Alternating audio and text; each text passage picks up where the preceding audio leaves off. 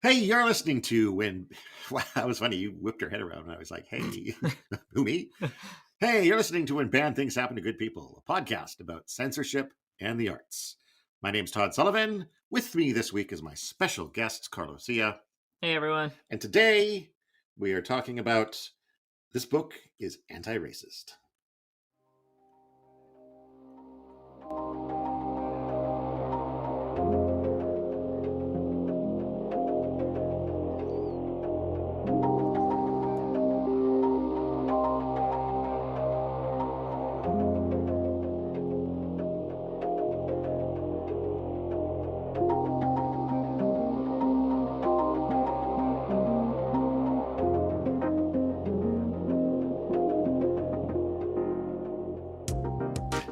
There's always a hitch at the start of a live episode.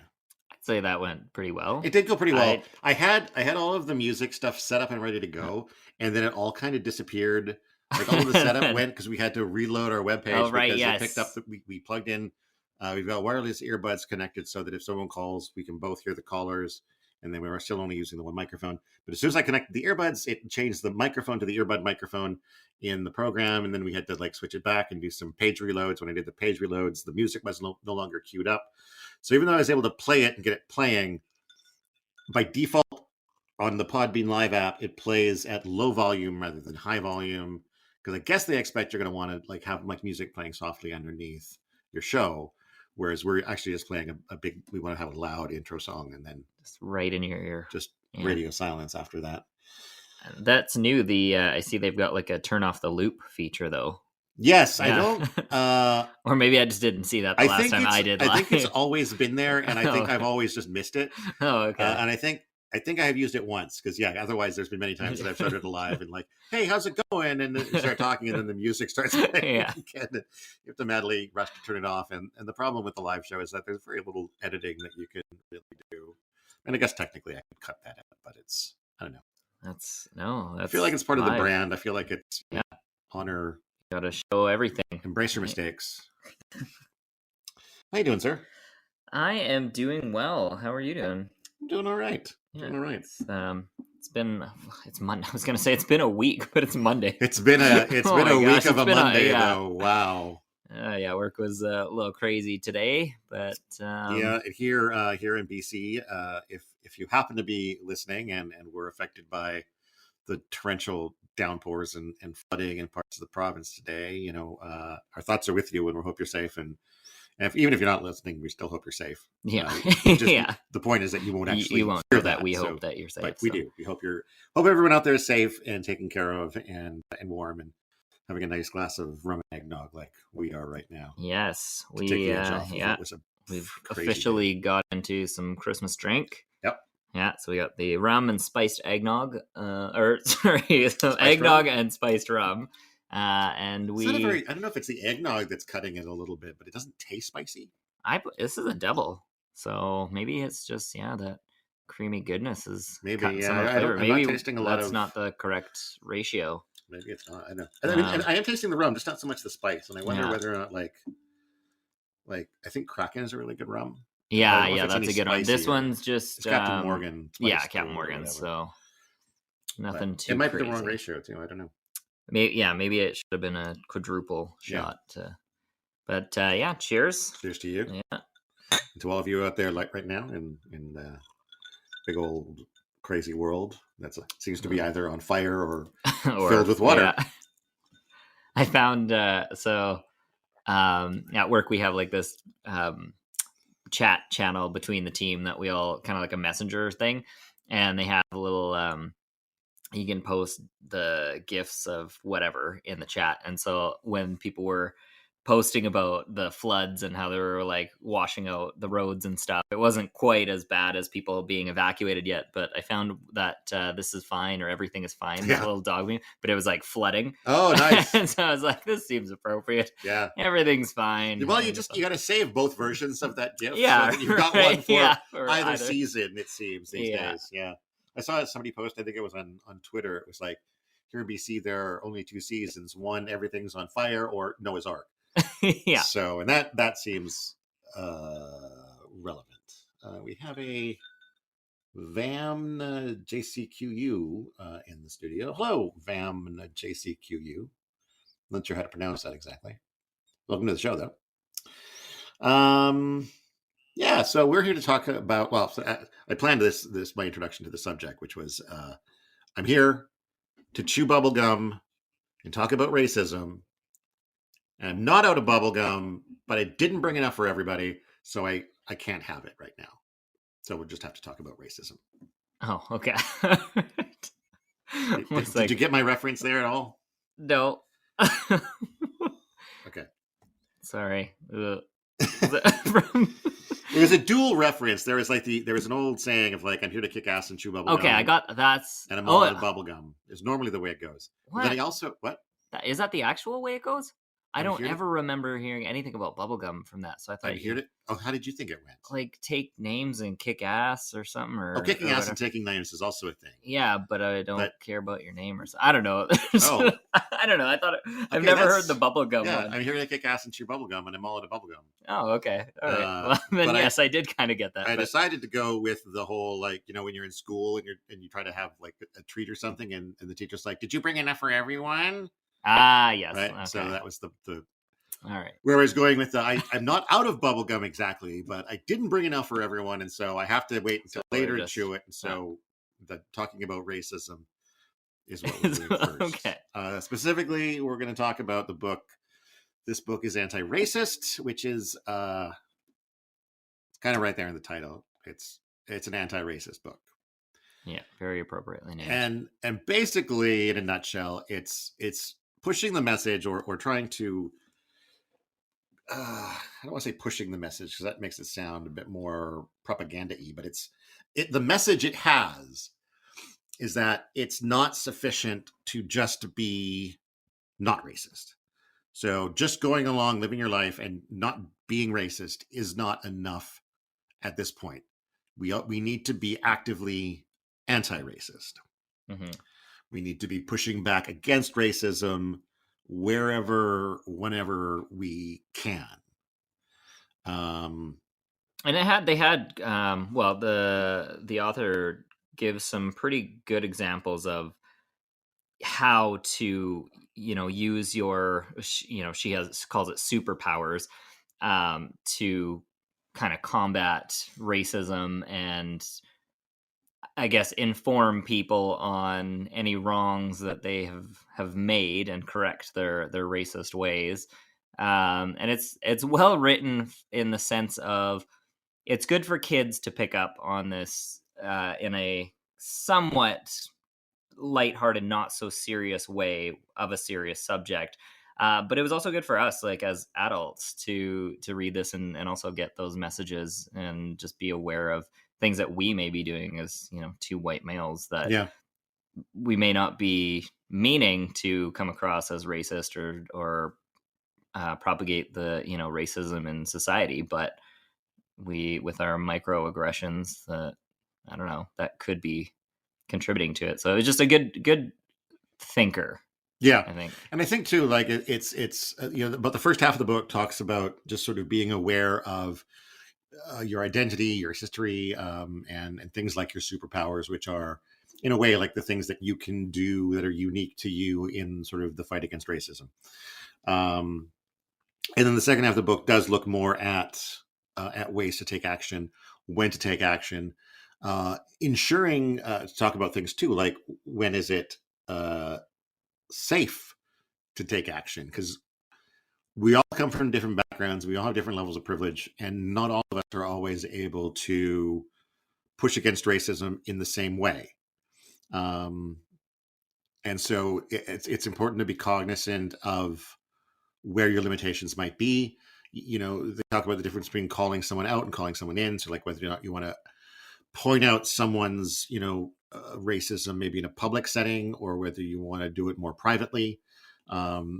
That's something that you might, decide based on your level of privilege, based on your level of comfort, all kinds of things. And so it is important in that conversation to remember that, not everyone is going to be able to engage with this at the same degree, at the same level. But I think everyone can find a way to participate. And so for myself, one of the things that has come up recently for me, there's Quip was bad. You guys like creating user accounts with random letters? Quip was bad. Welcome to the chat, though. I saw in the last couple of weeks, there's been a bunch of posts I've seen on Facebook shared by people, predominantly white people.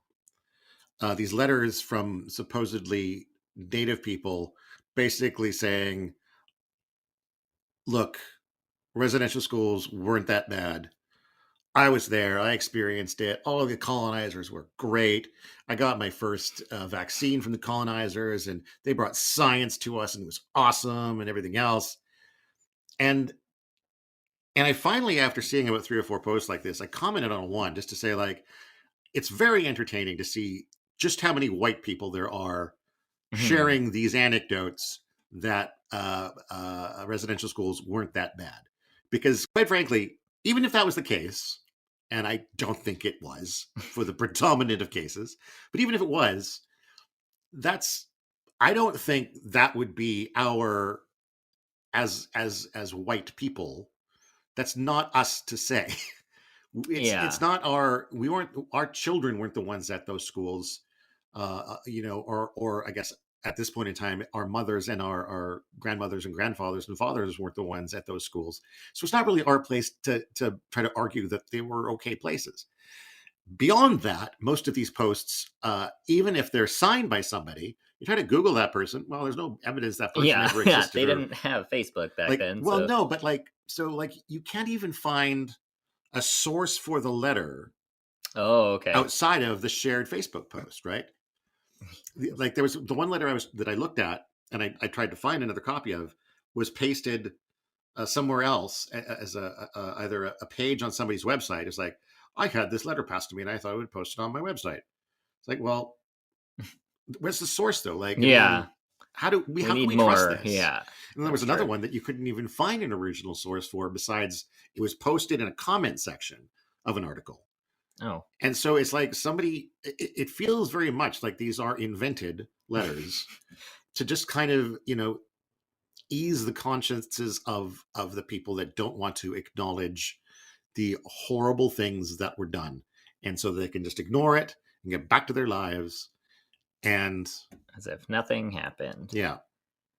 Yeah. No, I can't remember if it was during this book, or if it was just a conversation that we were having.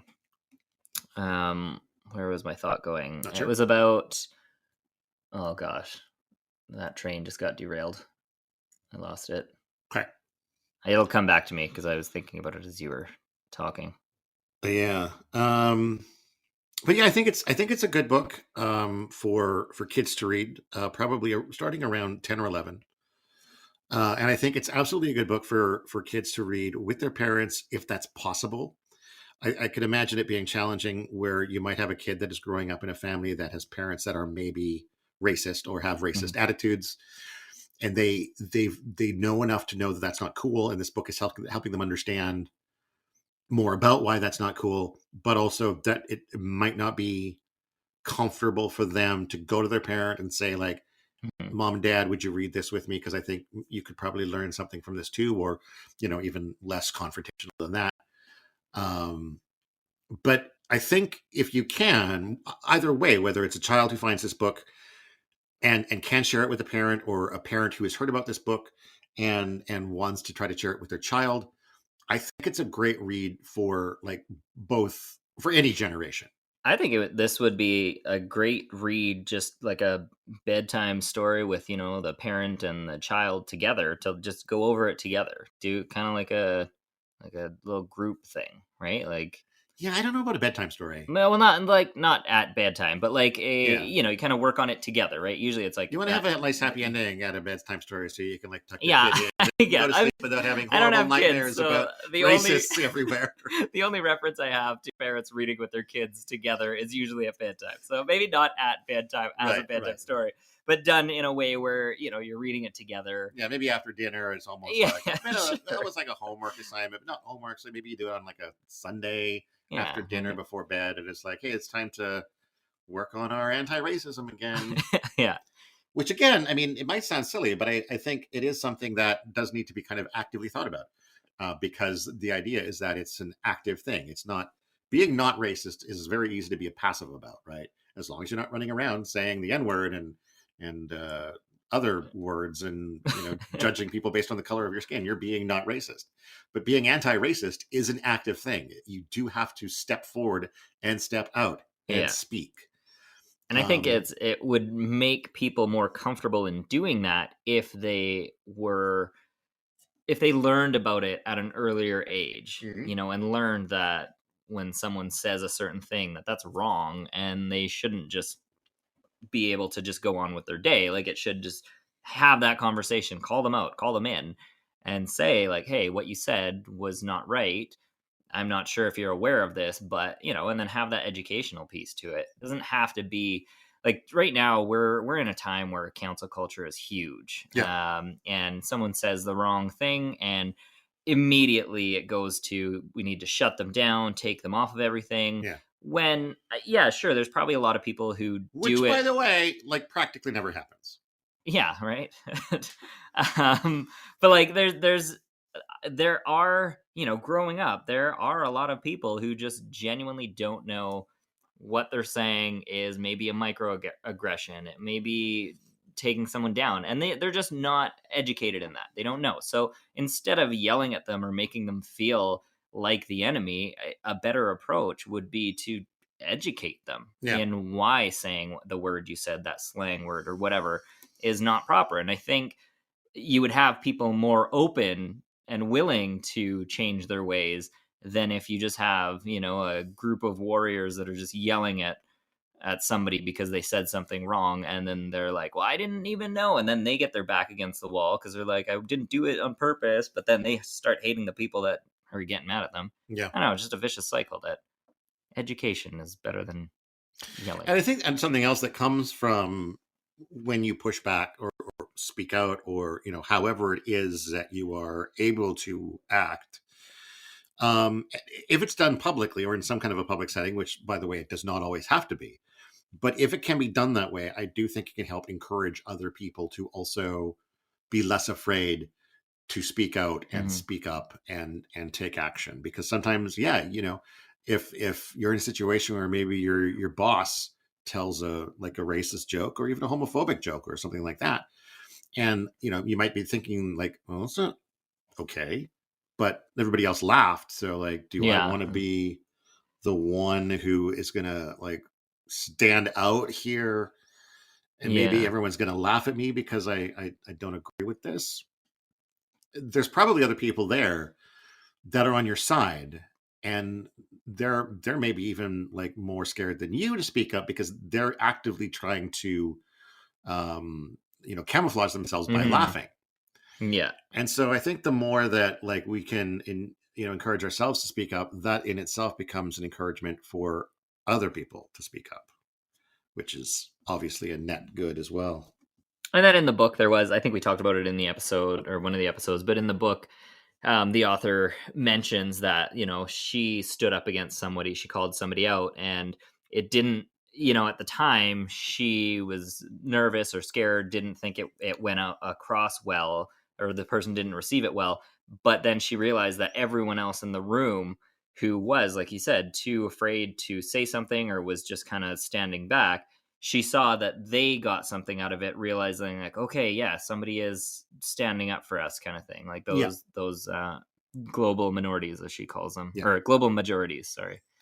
So I don't know. Sometimes it's not so much for you're not doing it for the person to learn, but you're doing it for the other people to show them like, hey, you've got allies around here. Like, don't be afraid, kind of thing. So that was kind of cool. I like that part in that book.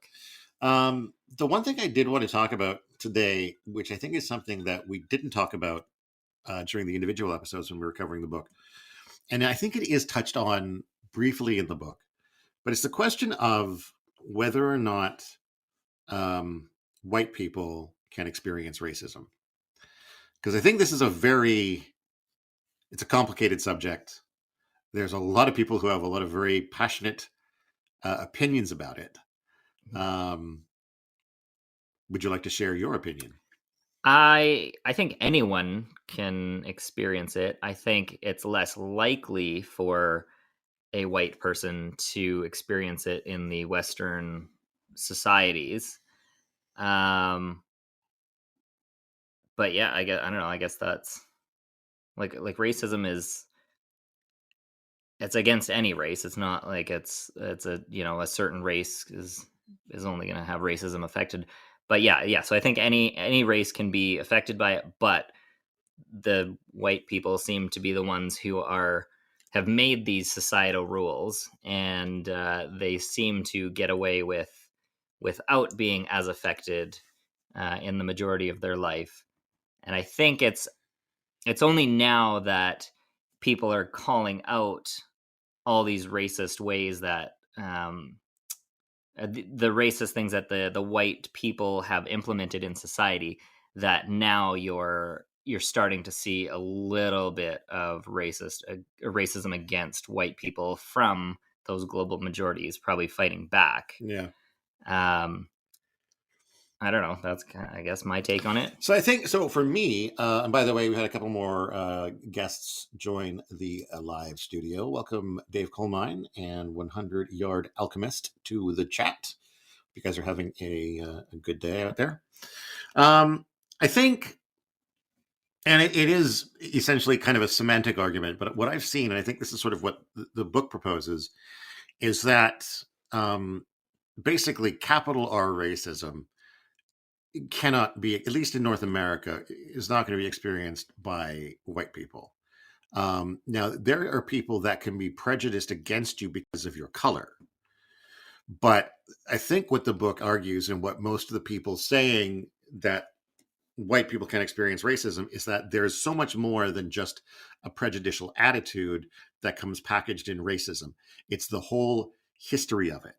It's the fact that when you are racist to a member of the global majority, it's steeped in tradition. It's steeped in their history. It's steeped in the fact that, maybe their ancestors were dragged here kicking and screaming on a boat hundreds of years ago to be slaves.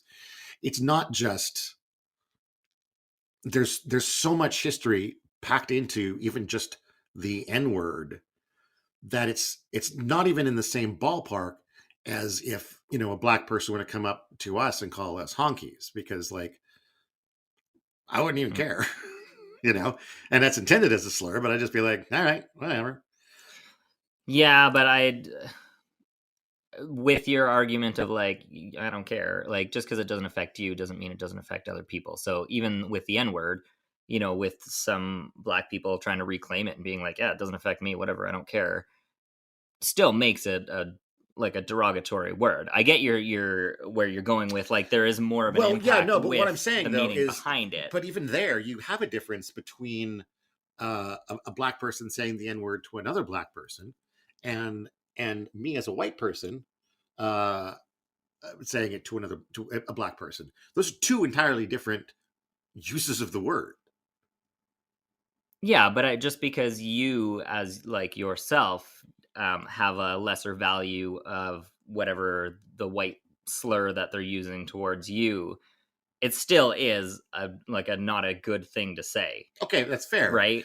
But even if it's not a good thing to say, it doesn't come steeped in the same kind of history. I know, I'm not arguing that they're of equal value. Okay. But I'm just saying, like, your argument of like, it doesn't matter to me, so it's not bad. Like, no, it's to somebody else, it could have more of an impact, right? Because of their past. Yeah. So either way, I don't think we should be calling people whatever honkies or crackers. Yeah, I don't think we should be using those. Any word that has some sort of derogatory meaning to it. Yeah. But I get where you're coming from, where there is so much history behind the N-word versus any other slang for white. It's not even just the N-word. It's like racist attitudes. Yeah. In general. Now that I see that there is some little bit of conversation in the chat, do we want to mention that we are taking calls? Are we taking calls? I don't know. We are taking calls. Salty and white, just like me. Good one, Dave. We are open for calls, and we're at a good point in the show to start taking some. If anyone wants to call in, and if anyone has their say on whether. Just a reminder that you do need to be listening on the Podbean app on your phone. So if you're interested in calling, hopefully you are, or can quickly switch over to that.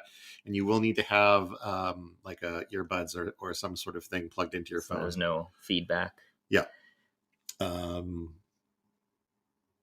Okay, you had mentioned though that, and I kind of touched on it too, on like Western society, it's really hard to be racist towards a white person because we're like the ones that are being the racist, but we're the massive colonizers everywhere. Do you feel that in other countries where white people wouldn't be the majority or their society views haven't been imposed on that culture yet, do you feel like there it's possible? Possibly. But I think I don't know. Like I know that, like, white people colonized much of Africa, and they have been in charge in much of Africa for a very long time. And so even though we stop and think about Africa as being a black nation, I think it's you're not finding a lot of white people in Africa who are experiencing racism. Possibly like the Middle East, possibly in countries like where there's a very, very strong Muslim presence. I could maybe see white Christians being on, or any Christians, I guess, but particularly white Christians being more on the receiving end of racism. But I guess that might be more of a religious issue than a color one, because I think you would probably have an easier time getting along there as a white Muslim than even a brown Christian. Do you know who should declare this topic? I don't know what that question means, Dave. Do you want to call in and clarify? What did he say? Do you know who should declare this topic? Oh, I'm not quite sure what he... Debate. Oh, who should debate this topic? Tell us if you have an idea who should debate this topic. Don't leave us sitting here waiting to hear your answer. He was genuinely or do questioning you not know either? Are you wondering if we know who should debate this topic? He's probably going to be like, not two white guys. Not two white guys. Yeah. Yeah, well, that happens to be what's going on. And it's the conversation that we're having today. So, well, on that though, so in the, I think the last episode of this book, we had mentioned that the author says, like, we shouldn't be looking to save any of the global majority, as whoever we are, whether you're white or a person of color.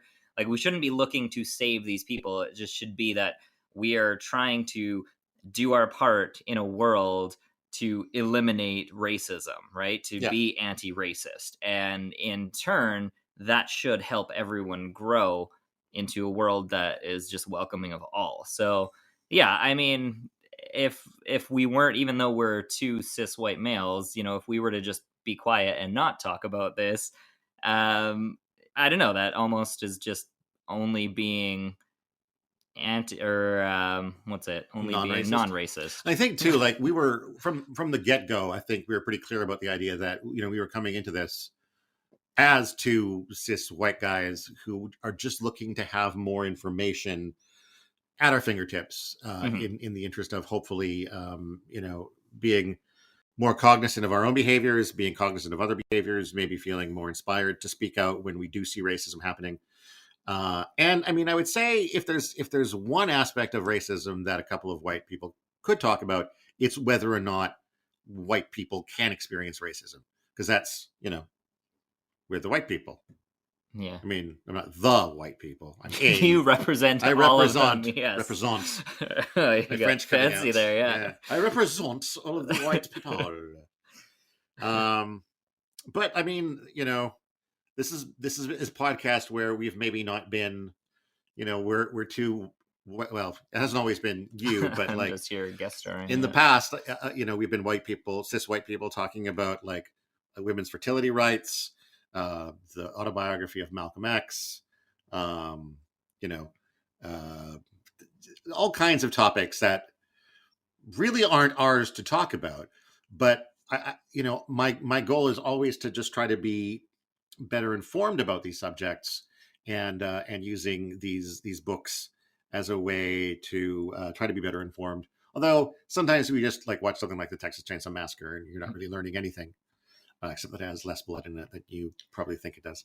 But then even just going back to what the author wrote in the book about superpowers, like what are your superpowers? How can you use them? And if one of our superpowers is we've got a platform that we can have this discussion and hopefully open up someone's mind a little bit with our debate, then I think that's a good use of our superpower. Also very true. Yeah. So I don't know.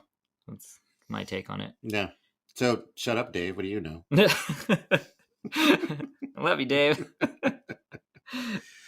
Yeah, reaching out for callers again, because I think Coal Mine wants to call in. Invite them as a speaker. And then he's gone. What? He accidentally butt dialed us. Did you butt dial us, Dave? I'm inviting you as a speaker. Do I have to invite you? Is this something new? That's weird. Hello, Angry Old Man Podcast. There you go.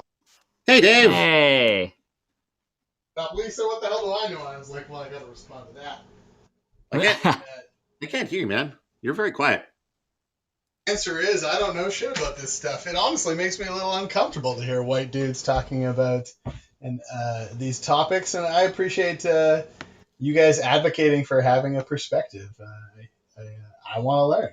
I'm happy to learn. Yeah, and I think, like, I agree. Like, we definitely shouldn't be, and at no point are we, I think, trying to present ourselves as an authority on this. We're filtering. Like, reading through this book was an attempt for me to, like I said, better educate myself and try to be a better person. And so what I'm trying to do at this point is sort of filter some of that in this conversation to maybe help other people achieve the same thing, I guess. Cool. Well, I'm glad I brought it up because I think it's worth acknowledging, right? Absolutely. Yeah. Absolutely. No, and I joined late as well, if that wasn't already said. But yeah, it's great to hear you both chatting. Todd, am I going to be on the next podcast? Is that what's going on here? Yes, it is. We could talk about that right now. Yeah. Dave is going to be the next Banned Things guest, and we are going to be covering a book you probably haven't heard of. It's called Of Mice and Men. Oh, that little known book. Right? This is sarcasm? That was sarcasm. Yeah. Yeah. That was sarcasm. Little known. One of the best books. One of the best known books of all time. Sorry. Well, so anyway, this for some reason was on a bunch of banned lists, and I've never read it. I think there's a movie that I've watched at some point in time, but is a little foggy as well. So I'm sure I'll gain a lot of perspective from reading it, and I'm excited to discuss it. I'm probably going to start reading that today. Bravo. Yeah. I know there's been I think there's been a couple of movies. Most recently, I believe John Malkovich and Gary Sinise, maybe. And I've never read this. I did read, I think, The Grapes of Wrath by the same author in high school, but I don't remember that at all. But yeah, I've not read this. I only know a very little bit about it and don't know much about why it has been banned or challenged. So again, always interesting to like dig into, a classic piece of literature on this show, as we've done with some books in the past, and, remove some of my literary blinders before I pass on from this world, get some of these classic books, because I shouldn't read trash all the time, right? Exactly. No, exactly that. And same for me, right? I've heard of this many a time, don't have a lot of context. Excited for the read, excited to be on your podcast. Very excited to have you as well. So listeners, you've heard the official announcement of Dave Coalmine as the next guest on When Bad Things Happen to Good People. You heard it here first. I'm looking forward to hearing that one. There you That'll go. Be good. Cool. Anyway, I'm going to go back to I'm hemming curtains, guys, and I've been waiting for the podcast to go live. Just checked in, so I wanted to say hello. Hello. And, just add a, third, add a third male, white, cis Canadian voice. You can never have too many of those, right? We didn't have enough diversity, so yeah, exactly. Not enough All right, thanks, Dave. Good luck with your curtains. Okay. Yeah, bye. Peace out, guys. Yeah, that was nice. I don't know. How do I disconnect him? Does he just have to disconnect himself? Sure, Is that muting him? You just muted him. I don't want to mute you. Dave, hang up. Have you hung up? I don't know. Anyway, it says you're connected. Yeah, and I mean, he's totally right, but I don't know.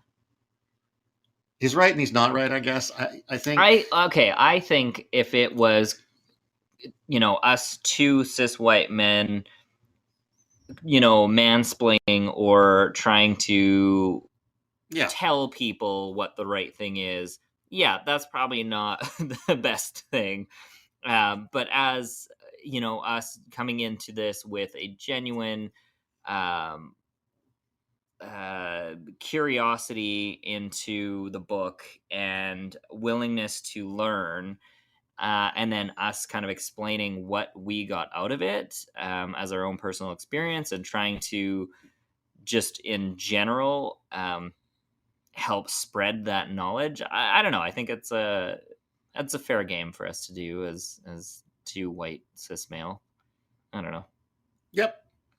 And I, for myself, I am absolutely trying to honor the content of the book as best I can. I'm trying to, and I hope I have spoken of it truthfully and not misrepresented any of its ideas. Because again, that's kind of what this is about.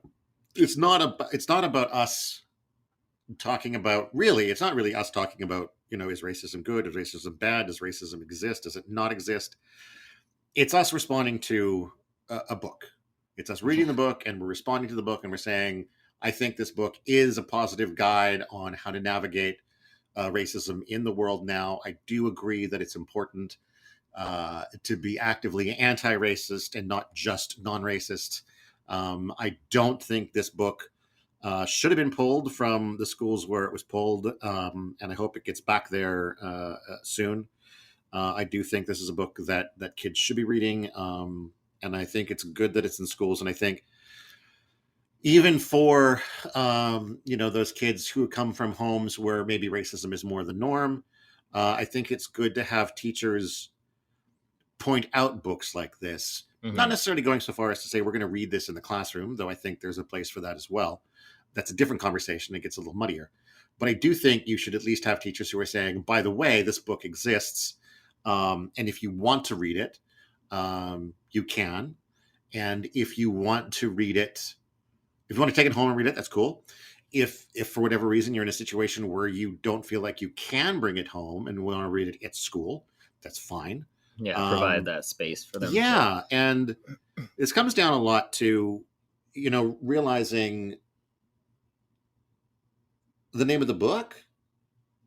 The book is called, this book is Anti-Racist, by Tiffany Jewell. And, what was I saying? Sorry. Providing them like a space to read it in the classroom. Yeah, and there's the issue though is parents are obviously like, they want to be in charge of what their kids learn and consume, and to an extent that's obviously part of what their job is. But they also have to, I think, acknowledge that their kid is also an individual who is going to want to learn and pursue interests of their own. And so, for example, my daughter is no longer really as fascinated by Marvel movies as she used to be, which means we don't get to go and check out the newest Marvel movie when it shows up in the theater anymore, unless it's something really cool. And, that disappoints me as a pretty Marvel geeky dad. But I also don't want to be that dad who's going to be like, I'm going to make you come to this movie with me whether you want to or not. And I think we have to, at the same time, these parents are like, I don't want my kids thinking about racism in this way. I think if they want to, though, you need to start letting them have that space. I think the problem with parents getting so up in arms about a book like this and taking their, basically their offense from this book and pushing it onto their kids. I think the problem with that is the child doesn't learn different than what the parents are teaching them. And so they're not open to a diverse world, and they're not aware of some of the things that their families or their parents might be doing that are contributing to racism. Maybe not in an overt way, but it's still keeping the societal norms that we currently have that are racist, it's keeping them going. It's propagating them.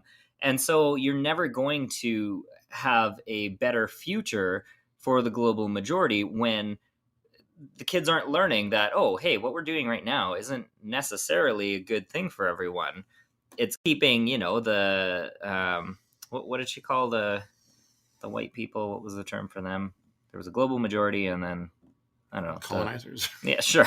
I don't know. She had a term for them, but it's keeping that system running, and I feel like the kids need to go into this with, they're open minds and not feel that everything that in the past is bad, but they do need to just be aware of what happened in the past. And I think this is a great way of doing it, starting young, so they don't have that guilt. The flip side of that, though, is that there will be people who will try to say that, like, racism isn't a problem anymore. I don't want my children to be fed this racism propaganda.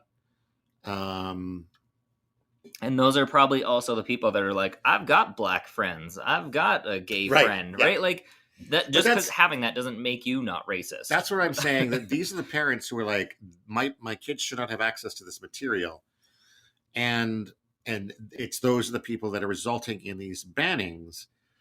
But I'm also I'm advocating for children, and again, we're talking within certain age ranges. I don't think this book is for 3-year-olds. I don't think 3-year-olds should be able to, I don't think say, Dad, I'm reading whatever the fuck I want.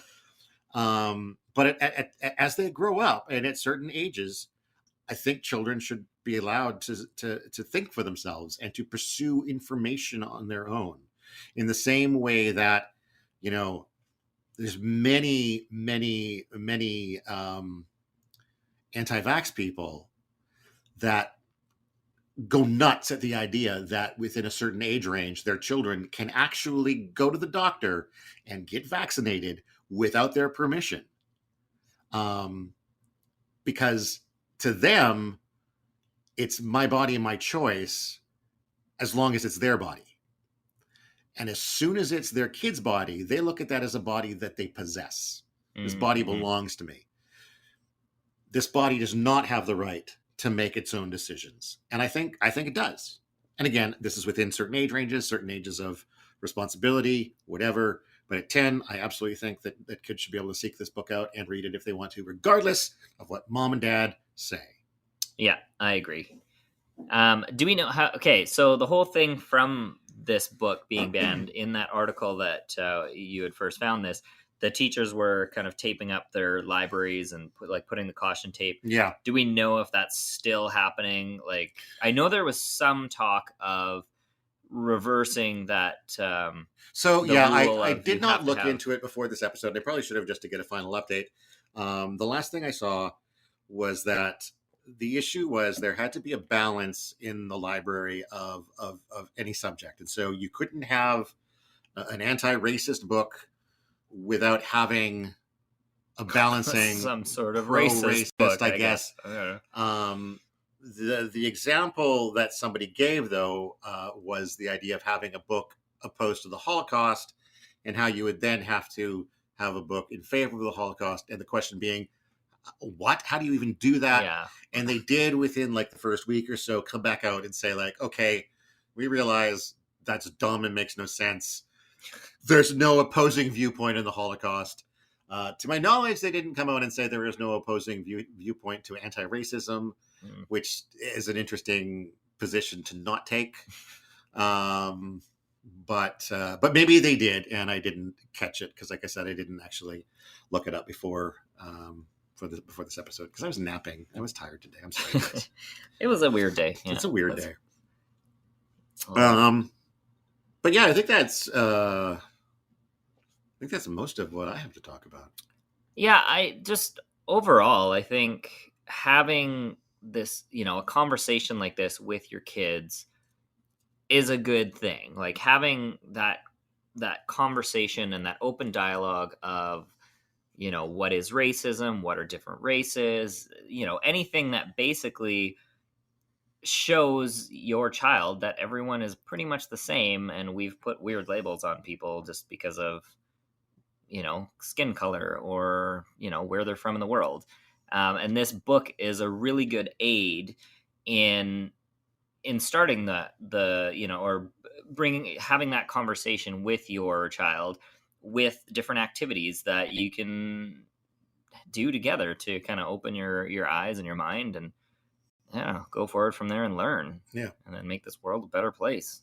The other thing I think this book does fairly well, that's a very thick eggnog my throat is dealing with right now.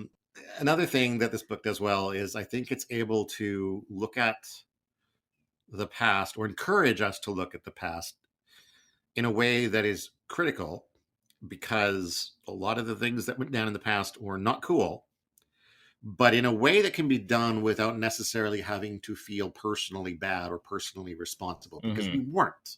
None of us personally owned slaves. However, we are now living in a system that has led to wealth disparity between races because of slavery. So to an extent, we're still benefiting from. We have gotten some benefit from what happened in the past. We may not have been personally responsible, but we're in a position where there is some benefit from it. And I think you can acknowledge that without having to also feel personally responsible. And I think that's also really important, because there's a lot of the pushback against, this kind of anti-racism is people saying like, well, I never owned slaves, or I never sent anyone to residential schools, so why is it my fault? And it's like, well, there is an ongoing systemic difference between these races as a result of these things that happened in the past. So we do continue